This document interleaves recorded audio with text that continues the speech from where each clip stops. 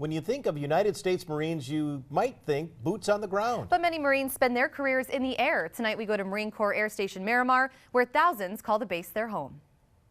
If you've seen the movie Top Gun, you've seen MCAS Miramar. The base was once used by both the Marine Corps and the Navy to train pilots in World War II. Today, roughly 15,000 people work at Fightertown, USA, but they're not all in the military. We also have a bunch of civilians who work here. About 2,000 civilians work here every day for the different departments, but the vast majority, of course, is the active Marines, about 10,000 Marines or so.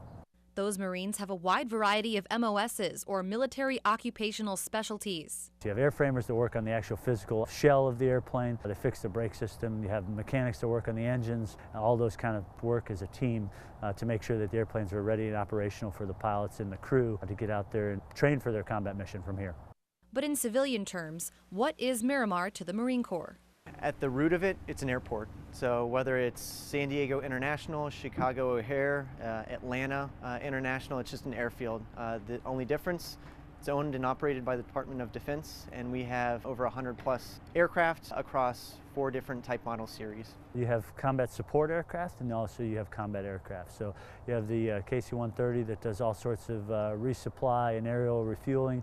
They also deliver ordnance. You have the F-18s, of course, the fly-off aircraft carriers sometimes, but also from land bases. And on the west coast of the U.S., Miramar is the main hub for V-22s, or Ospreys, a cross between a helicopter and an airplane. The Osprey is the first of its kind. It's a tilt-rotor aircraft, so what that means is it has the capability of lifting vertically, and then once airborne, it can transition to forward flight like your standard turboprop aircraft.